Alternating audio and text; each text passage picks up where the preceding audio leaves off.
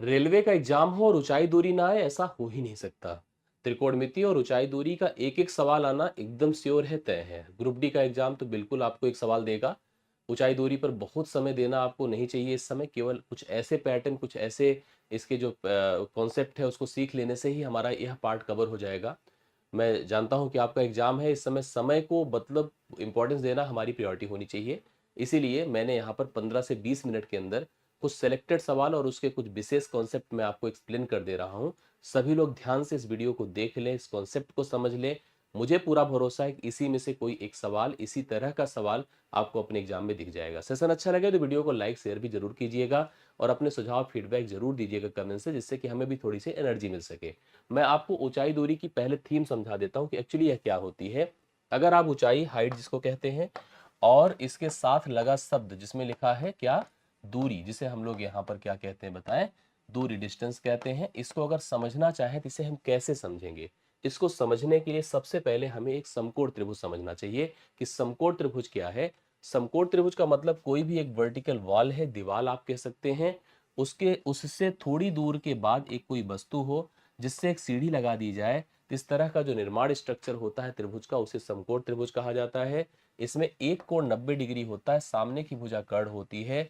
जिस तरह अगर मान लीजिए आप एक व्यक्ति हैं और यहाँ खड़े होकर के इस वस्तु के इस दीवार के टॉप को देख रहे हैं, तो आप यहाँ से एक कोण बना रहे हैं, इस कोण को थीटा कहते हैं। कोण के सामने की भुजा लंब अर्थात परपेंडिकुलर कहलाती है। जिस पर कोण बना होता है बेस अर्थात आधार कहलाता है। इनके बीच एक रिलेशन होता है और 90 के सामने कर्ण होता है, ये सब बताया मैंने। इनके बीच एक रिलेशन होता है जिसे पाइथागोरस जी ने बताया था।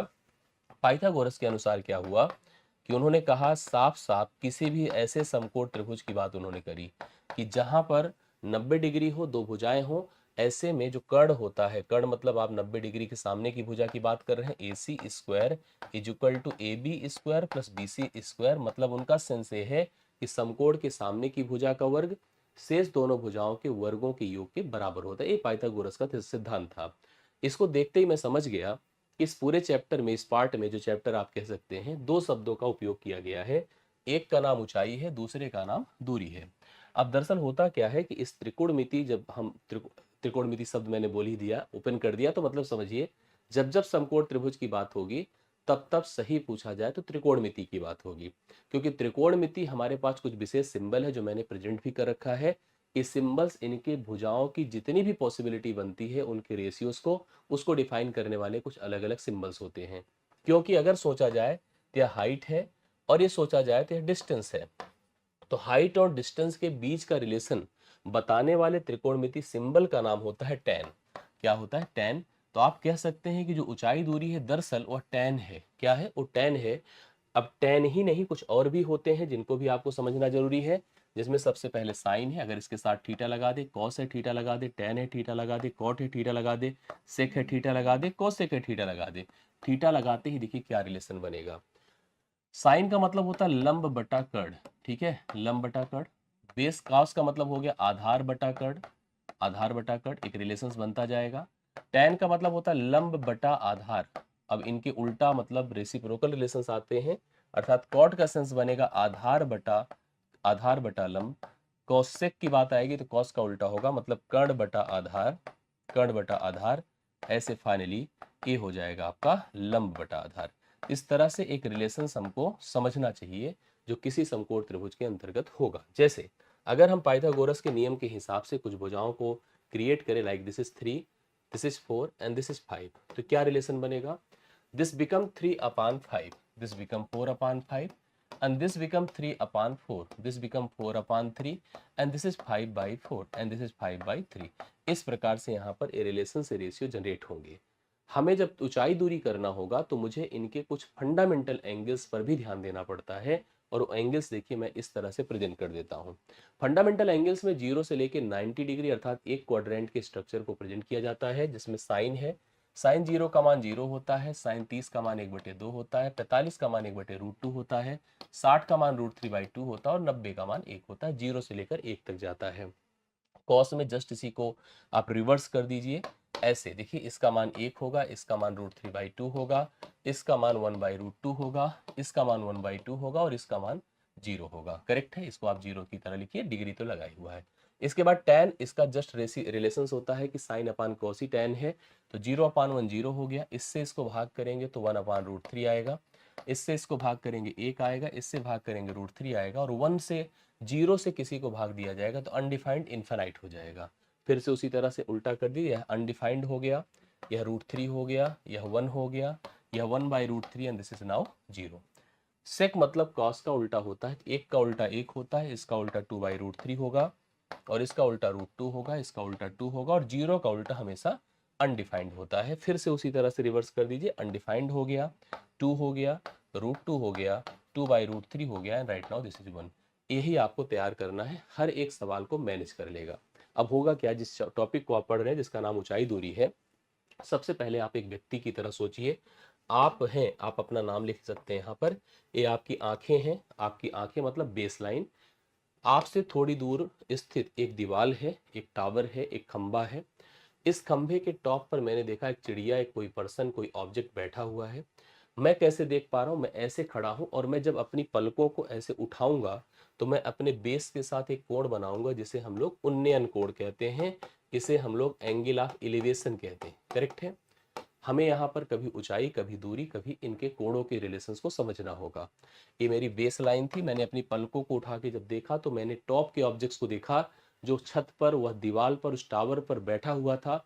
तो this is called the angle of, this angle is called the angle of elevation, और यहाँ पे 90 डिग्री बनना तय है। कभी कभी ऐसा होता है कि आप छत पे बैठे रहते हैं, और ये ऐसे कुछ लोग होते हैं हमारे समाज में जो बैठे ही रहते हैं, बैठ के केवल देखते हैं, कभी नीचे से ऊपर देखते हैं, कभी ऊपर से नीचे देखते हैं। यही लोग ऊंचाई दूरी का निर्माण कर डाले। सोचिए कितना खतरनाक लोग हैं। छत पर बैठे हैं, नीचे सड़क पर कोई कार आ रही है, उसको ऑब्जर्व कर रहा है व्यक्ति बैठ करके।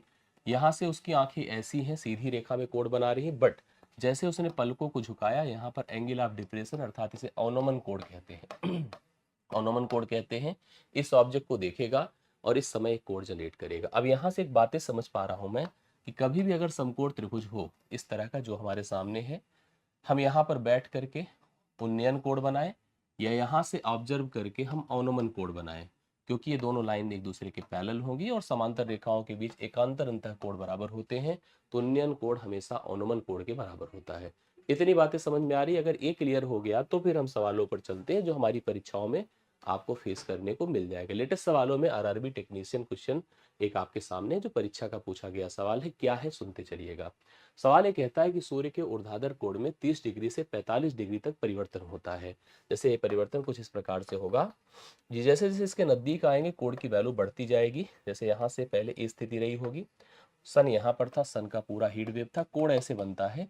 एक समय देखिए यहाँ पर 45 से कितना हो जाता है, 30 डिग्री हो जाता है। और दूर जाइए और कोण छोटा होता जाएगा, तो एक स्तंभ की छाया की लंबाई 80 मीटर घट जाती है। यही बोला है कि 30 से अगर 45 होता है तो 80 मीटर घटने का मतलब यहाँ से यहाँ तक की लेंथ 80 मीटर का मतलब 30 से 45 होना मतलब यहाँ पहुंच जाना, तो 80 मीटर कम हो जाती। स्तंभ की ऊंचाई मतलब this height, we know that this height, ये हमको फाइंड करनी। एक बात मैं आपको बता दूं, हमको दो समकोण त्रिभुज दिख रहे हैं, दिस वन ये दिख रहा है, और दिस एक कंप्लीट पूरा का पूरा आपको दिख ही रहा है। उसको भी अगर हम कवर करना चाहें तो कुछ इस प्रकार से कवर कर सकते हैं। दोनों परिस्थितियों में आप देख रहे हैं ऊंचाई है कॉमन। करेक्ट है। अगर हम आप इस त्रिभुज में रहते हैं तो यहाँ पर tan, क्योंकि tan ही रिस्पॉन्सिबल होगा, तो tan theta is equal to, theta मतलब आप 45 डिग्री रख सकते हैं, बराबर इसकी हाइट h है, और अगर बेस को हम सोचे तो यही x है, तो हम लिख सकते हैं कि h is equal to x, क्योंकि tan 45 एक होता है। आप लिख सकते हैं कि अगर यह h है तो ये भी h होगा। करेक्ट है, इतना समझ में आया। अब हम आते हैं इधर साइड में, तो और हमने लिखा tan 30 सेम उसी तरह से, और tan 30 बराबर ये भी h ही रहेगा, और इसकी जो पूरी लेंथ होगी वो आपकी दिस लेंथ प्लस 80 मतलब एच प्लस 80 हो जाएगा। ये भी समझ में आ रहा होगा आपको। अब अगर इसका मान आप जानते हैं कि 1/√3 है, this is H upon H plus 80। अब अगर हम इसको क्या कर दे, उधर लेके जाएं, तो H plus 80 is equal to √3 into H हो गया। अब अगर हम कॉमन कर लेते हैं तो क्या हो जाएगा, √3 एच माइनस एच बराबर 80 कर दीजिए। एच अगर हम कॉमन कर लें तो एच कॉमन करते ही √3 माइनस 1 हो जाएगा, बराबर आपका 80 हो जाएगा। अर्थात एच की वैल्यू अगर आप निकालेंगे तो 80 अपान, ध्यान से मेरी बात को समझिएगा, एच की वैल्यू अगर आप निकालेंगे तो 80 अपान √3 माइनस 1 हो जाएगा। अब इसी को अगर हम √3 + 1 ऊपर नीचे मल्टीप्लाई कर दें, जैसे √3 + 1 कर दें और यहाँ भी हमने √3 + 1 कर दिया। रेशनलाइज कर रहा हूँ क्योंकि ऐसी ही जरूरत आपको फेस करने को मिलेगी। अभी आपका 80 रहेगा बट ये √3 + 1 होगा, बट यहाँ पर a + b a - b का रूल लगेगा, तो 3 से 1 घटेगा 2 होगा, 2 ये 40 बार हो जाएगा, मतलब कुल मिला के 40 √3 + 1 इस क्वेश्चन के लिए right solution option number A में हो जाएगा। तो आप सभी लोग इस पहले सवाल को नोट कर सकते हैं, इसी तरह से आपको इसको प्रेजेंट करना है। फालतू के फार्मूलों के याद करने के चक्कर में मत पड़िएगा, नहीं तो गड़बड़ हो जाएगा। मैं समझ रहा हूँ बहुत समय नहीं लगता, बस ध्यान देने की जरूरत होती है, यही आपकी रिक्वायरमेंट है। सेकंड क्वेश्चन आपके सामने, एक मीनार भूमि पर खड़ी है, ये मीनार है, ऐसे जैसे देखते ही समझ में आ रहा है। मीनार के आधार से 30 मीटर की दूरी पर, ये आधार है, इससे 30 मीटर की दूरी पर समझते चलिएगा भूमि पर एक बिंदु से मीनार के शिखर का ऊर्ध्वाधर मतलब उन्नयन कोण 30 डिग्री, जैसे हमने पीछे अभी आपको बताया है। बहुत ही आसान सवाल बन गया। मीनार की ऊंचाई 2024, ये भी आरआरबी टेक्नीशियन का क्वेश्चन है, ये हाइट पूछा। अभी सेम हम लोग लिखे हैं, इसी तरह से लिखिए। tan 30 मतलब tan 30 = h अपान आप 30 करो। क्यों 30 करो? क्योंकि यही लेंथ आपको बेस के रूप में दिया है। 1 अपान इसको √3 कहते हैं, और जैसे that equal to 1 upon h upon 30, और h ही पूछ रहा है, तो h = 30/√3 हो गया। इसको आपको थोड़ा सा इसको ध्यान देना पड़ता है, क्योंकि रेशनलाइज करना पड़ेगा, ऐसे कहीं विकल्प में दिया नहीं है। तो √3 को हमने ऊपर नीचे मल्टीप्लाई कर दिया, ये 3 बन जाएगा, 3 दहम में 30 होता है। Right now this is equal to 10√3। अब 10√3 देखिए विकल्प डी में है, दिस इज राइट सोल्यूशन। ये क्वेश्चन हो जाएगा और इसका यही आंसर हो गया। दूसरा सवाल आपका डन होता है। तो हम लोग आते हैं नेक्स्ट क्वेश्चन पर। नेक्स्ट क्वेश्चन ध्यान से देखिए क्या है। किसी समय एक बिजली का खंभा 15 मीटर लंबी छाया बनाता है। एक बिजली का खंभा होगा, देखिए इस तरह का, और वह छाया बनाना मतलब क्या होता है, अपने बेस के साथ इसने ऐसे परछाई भी कह सकते हैं आप लोग। इसकी लेंथ कितना है? 15 मीटर। छाया जो बनाया, बिजली के खंभे की हाइट हमको नहीं पता है। 15 मीटर लंबी छाया। उसी समय 12 मीटर ऊंचा पेड़ 16 मीटर लंबी छाया बनाता है। दरअसल होता क्या है, अगर सेम समय क्यों बोल रहा है, क्योंकि उस समय जो सूर्य का प्रभाव होगा वह दोनों पर सेम काम करेगा। अगर मान लीजिए उसी समय एक पेड़ है और पेड़ की हाइट कितना है, पेड़ की हाइट 12 मीटर है, ठीक है, ये 12 मीटर का पेड़ है, उसने भी छाया बनाया है, भाई उसके ऊपर भी सूर्य उसी तरह से मेहरबान होंगे जैसे इसके ऊपर मेहरबान है। तो इसकी छाया की लंबाई कितनी है? 16 मीटर है। दरअसल हम इसलिए बोल रहे हैं क्योंकि यहां पर अगर कोई लेंथ पर बैठा व्यक्ति है तो इसका जो एंगल ऑफ एलिवेशन होगा और इसका जो एंगल ऑफ एलिवेशन होगा वो सेम होना चाहिए। एक्चुअली इस angle of elevation is always depending on the sunlight, मतलब सूर्य का प्रकाश है उस पर डिपेंड, क्योंकि छाया जिस तरह से बन रही है वो सूर्य के प्रकाश के कारण ही बन रही है। तो इसका मतलब दो सिमिलर ट्रायंगल हमको यहाँ देखने को मिलेंगे जो एक दूसरे के साथ समरूपता दिखाएंगे। अगर समरूपता दिखाएंगे तो इसकी हाइट कितनी है? h है, और इसकी हाइट कितनी है? 15 है। इसकी हाइट हमको 12 दिया है और इसकी हाइट लेंथ बेस हमको जो हमारे पास छाया है वो आपका 16 है। इस हिसाब से कैलकुलेशन करिए, 4 तियां 12, 4 चौके 16, h बराबर 15 तियां 45/4 करेंगे। 4 से भाग करिए, 11 चौके 44, 11.25 आएगा, क्योंकि 1/4 आएगा। 11.25 ऑप्शन में तो नहीं है। फिर चेक करते हैं प्रॉब्लम क्या है। हम लोग तो फिलहाल सब सही किया है, सही कर रहे हैं ना। यहां पर मैं जो देख पा रहा हूं कि अंग्रेजी वाले में देखिए तो जो लेंथ ऑफ शैडो 42 है, मतलब इसने इसको 42 के हिसाब से कंसीडर किया है। तो चलिए 42 के हिसाब से देखते हैं, और मुझे लगता है कि विकल्प जो है इंग्लिश मीडियम के हिसाब से सेट किया गया है। सवाल में कंफ्यूजन रही होगी। तो यहाँ पर h/42 अगर हम कर दें और यहाँ पर 12/16 कर देते हैं तो 4 तियां 12, 4 चौके 16 अब भी हुआ, ठीक है। 2 दूना 4 होता, 2 21 होता है। h बराबर आपका 21 तियां 63/2 होगा। 2 तियां 6, 2 31.5 तब आएगा, जो कि पहला विकल्प हो जाएगा। ये अंग्रेजी मीडियम के हिसाब से 31.5 है, और हिंदी मीडियम में अगर वो 15 है और वही दोनों में रहा होता तो हम लोग इसी के अकॉर्डिंग जो आंसर 11.25 आया उसको मानते। तो आई होप आपको समझ में आया होगा, एकदम क्लियर कर लीजिएगा। सही है ना? यस। नेक्स्ट क्वेश्चन पर आ जाइए। 60 मीटर ऊंची इमारत है, देखिए 60 मीटर की ऊंची इमारत, 60 मीटर इसकी टोटल हाइट है यहां से यहां तक। अब आगे कहता क्या है कि शीर्ष से, शीर्ष मतलब यहां से एक लैंप पोस्ट है, लैंप पोस्ट के शीर्ष और तल, एक लैंप पोस्ट इससे थोड़ी सी डाउन हाइट की है, ये लैंप पोस्ट है। खंबा, बिजली का खंबा आप कह सकते हैं, लैंप पोस्ट करेक्ट है। कि तल, देखिए लिखा है लैंप पोस्ट के शीर्ष, मतलब यहां पर इस हाइट की पोजीशन से अगर आप बैठे हैं तो जो बिजली का खंबा है जिसकी भी अपनी एक सर्टेन हाइट होगी, कि शीर्ष और तल के ऑनोमन कोड बनाना तो पहले ऐसे लेंथ लीजिए, इसके हाइट पर जाइए, ये हाइट मान लो यहीं पे चले आए भाई, हमसे नहीं बना, और यहाँ पे चले आए, ठीक है, तिरछा अर्चा बने तो सब देख लेना, एडजस्ट कर लेना, कोई ऐसी बात नहीं। करेक्ट है, यस। अनुमान कोण क्रमशः 30 और मतलब अगर इस पर बना है तो 30 डिग्री है और ये कंप्लीट बना है तो 60 डिग्री है, सही है ना? यस। अब आप देखो आगे क्या कैसे कर सकते हैं, सुनिए। यहाँ से कैसे ड्रॉ कर दे, लेंथ कर दिया तो ये पूरी की पूरी 60 है, ये जो लेंथ होगी वही ये लेंथ भी होगी। हमसे यही हाइट पूछ रहा है क्वेश्चन में, आइए कर लेते इजली, कोई ऐसी बात नहीं है। हम लोग फर्स्ट ऑफ ऑल एक करते हैं कि इस पूरे 60 का उपयोग करते हैं और इस त्रिभुज का उपयोग करते हैं, यहाँ पर 60 डिग्री बनेगा। ठीक है, हम इस त्रिभुज में आते हैं और लिखते हैं tan 60 और इसको यक्स मान लीजिए, बराबर परपेंडिकुलर, इसके सामने की अपोजिट हाइट 60 है। ठीक है, और बेस हमने x कर लिया तो tan 60 की वैल्यू √3 होती है, 60/x कर दे, x उधर चला जाएगा तो x √3 इधर चला है, 60/√3 हो गया, x की वैल्यू हो गई 60/√3 है, that is right value, this is the length, ये करेक्ट लेंथ होगा। फिर करना क्या है, मुझे एक्चुअली दिस लेंथ, मुझे फाइंड तो इसको करना है, ठीक है, फाइंड इसको करना है, बट हम कैसे करेंगे, हम इस त्रिभुज में आ जाते हैं तो कुछ हमारी सपोर्ट हमको हेल्प मिल जाएगा। क्या हम लिखेंगे, tan 30, क्या लिखें भैया, सब लोग ध्यान दीजिएगा, tan 30, क्योंकि यहाँ पर 30 था तो ये भी 30 होगा, लिखिए tan 30 इक्वल टू, इसकी हाइट को अगर मान लो हम x ले लेते, x नहीं कुछ और ले लेते, a ले लेते, क्योंकि ax भी ले चुके हैं और h भी ले चुके हैं, तो लिखा जाएगा a/60/√3, करेक्ट है ना? यस, बोलिए क्यों, क्योंकि इसकी लेंथ को हमने 60/√3 कर लिया, यह होता है 1/√3 इक्वल टू, इसका √3 ऊपर चला जाएगा तो √3 इंटू a/60 हो जाएगा। दैट मीन्स क्या होगा, आप खुद सोच के बताइए, इधर जाके मल्टीप्लाई 3a इक्वल टू 60 हो जाएगा, a इक्वल टू 20 हो जाएगा, मतलब यह लेंथ आपकी कितनी हो गई, 20। बट हमको फाइंड करना इतना मतलब इस टोटल में से अगर हम इसको घटा दें तभी तो ये फाइंड होगा, अर्थात 60 से 20 घटा दें तो ये आपका 40 हो जाएगा। 40 मीटर देखिए आपके सामने है, जो हमारे पास लैंप पोस्ट कह सकते हैं, बिजली का खंभा, उसकी टोटल हाइट कंप्लीट बनकर आ रही है। बहुत ध्यान से देखिए, सब क्लियर हो जाएगा, आई होप समझ में भी आ रहा होगा। नेक्स्ट क्वेश्चन पर आ जाइए। जमीन पर एक बिंदु से पहाड़ी की चोटी का उन्नयन कोण 60 डिग्री है, जमीन का एक बिंदु है, देखिए हम ग्रुप डी के हिसाब से सवाल को लिए हैं, ध्यान दीजिएगा इस बात को, जमीन का एक बिंदु है और एक पहाड़ी है ये है, एकदम उसी तरह से सोचिए जैसे यहाँ पर हमारे एग्जाम की रिक्वायरमेंट है ना।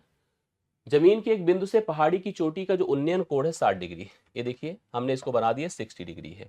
यस, यदि पहाड़ी 171 मीटर ऊंची है, 171 ही है ना, हाँ हाँ, अंग्रेजी भी देख लेना भाई, अंग्रेजी वाले बहुत होशियार होते हैं, ठीक है, 171 मीटर ऊंची है। फिर आगे, दिए गए बिंदु से पहाड़ी की चोटी तक की दूरी, मुझे लगता है कि इसको हम आपको दे देते हैं, होमवर्क कर दीजिएगा और सवाल डिस्कस कर लेते हैं, क्योंकि ये मैंने आपको बता रखा है, कुछ खास नहीं है, अगर करना चाहें देखिए, ये है tan 60 इक्वल टू यच अपान, आप इसको यक्स कर दीजिए, डी कर दीजिए, जो लिखा है आपने वही लीजिए, तो tan 60 √3 है equal to H upon D कर दें, और यच की जगह पे आप पुट कर सकते हैं कितना, 171, तो d equal to 171 divide by कितना होगा, √3। अब इसको ऑप्शन में तो दिया नहीं है, तो ऐसे में रेशनलाइजेशन आपकी रिक्वायरमेंट है और उसको हमेशा ध्यान में रखिए, √3 का ऊपर नीचे मल्टीप्लिकेशन कर दीजिए, ये 3 होगा, 3 पचे 15, 3 सत 21, 57 √3 होगा, 57, 57 √3। देखिए आपके सामने विकल्प में कहीं दिया है नहीं, तो आपको जैसे इसमें ध्यान देना पड़ेगा कि हम किस हिसाब से इसका आंसर देख पा रहे हैं और किस हिसाब से इसका आंसर कर पा रहे हैं। आपके सामने देखिए 3 पचे 15, 3 सत 21, 57 √3 मेरे हिसाब से ही है।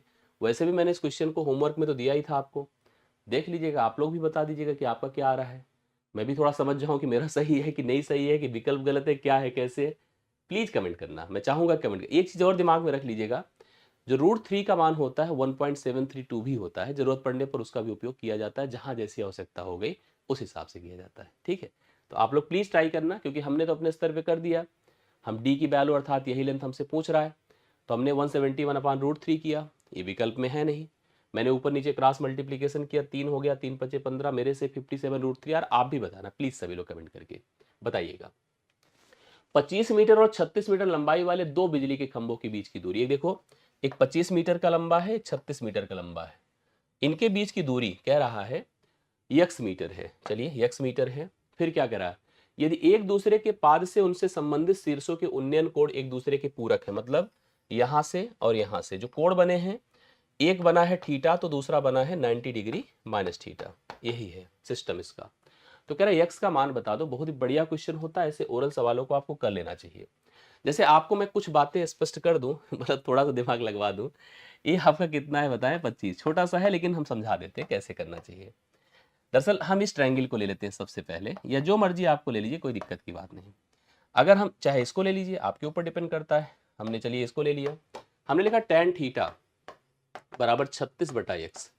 बोलिए क्यों? क्योंकि ये परपेंडिकुलर और बेस हो गया, करेक्ट ना इतना। दूसरा हमारे पास हो जाएगा, क्या बताएं? tan 90 डिग्री माइनस थीटा बराबर 25/x हो गया, सही है? यस। आपको बता दूं tan थीटा और tan 90 डिग्री माइनस थीटा एक दूसरे के साथ कॉम्प्लीमेंट्री रिलेशंस में आते हैं, अर्थात एक cot थीटा हो जाता है। cot theta is equal to 25 बटे कितना हो गया? x। आपको बता दूं कि tan theta into cot theta क्या होता है पता है? tan theta into cot theta, या हम ये जानते हैं, जैसे अगर हम चाहे तो ऐसे ही प्रोडक्ट के हिसाब से चले जाएं, या तो मैं जैसे बता रहा हूं उस हिसाब से चले जाएं। कैसे क्या? दरअसल जो tan थीटा होता है 1/cot थीटा होता है। tan थीटा 1/cot थीटा होता है। तो हम क्या कर दें कि अगर हम इसको जो है cot थीटा में कन्वर्ट करना चाहते हैं तो इसका रेसिप्रोकल कर दें। मतलब अगर हम इसको लिख दें cot थीटा तो ये हो जाएगा x/36। किसके हिसाब से? cot थीटा के हिसाब से। अब दोनों को इक्वल कर दें क्योंकि दोनों cot हैं। x/36 is equal to 25/x हो गया। तो x बराबर कितना? x स्क्वायर तो बराबर 25 गुणे 36 होगा ना। तो x बराबर दोनों का वर्गमूल होगा, अर्थात 25 का वर्गमूल 5 होगा, 36 का 6 होगा, 5 अंगे 30 होगा। दूसरा एक तरीका जो मैंने आपको प्रोडक्ट वाला बताया, दरअसल त्रिकोणमिति के हिसाब से tan और cot का जो प्रोडक्ट होता है एक होता है। तो इन दोनों का प्रोडक्ट करते फिर वही बातें सेट हो जाती है, अपने आप आंसर डिसाइडेड हो जाता है। आ रही बातें समझ में? यस। एक और सवाल है, ये भी आपके लिए होमवर्क है। ये 2 क्वेश्चन मैंने होमवर्क में दिया है, प्लीज सभी दोनों क्वेश्चंस को ट्राई करिएगा। अगर किसी क्वेश्चन में आपको डाउट आता है तो हमें कमेंट कर देना, हम उसी हिसाब से फिर से सोल्यूशन ले लेंगे, फिर से एक सेशन कर देंगे, चीजें क्लियर हो जाएगी। सेशन कैसा लगा? चीजें समझ में आई कि नहीं आई? कोई कंफ्यूजन किसी सवाल में रह गया हो तो हमें कमेंट करके आप अपडेट कर दीजिएगा। बाकी अगर कोई कंफ्यूजन होगी तो हम उस पर फिर से रिव्यू कर लेंगे। टेलीग्राम ग्रुप है अपना, इसको ज्वाइन किए रहिएगा। आपका ही है, मेरा क्या है। इसमें हम कोई भी अपडेट्स होगा, क्लासेस होंगी, वीडियोस होंगे या पीडीएफ्स होंगे, हम आपको देते रहेंगे और भी अपडेट करते रहेंगे। आज के लिए इतना ही। Thank you so much. मिलता हूँ नेक्स्ट क्लास में। कोई भी आपको अगर डाउट रहे तो प्लीज़ कमेंट करिए। Thank you so much.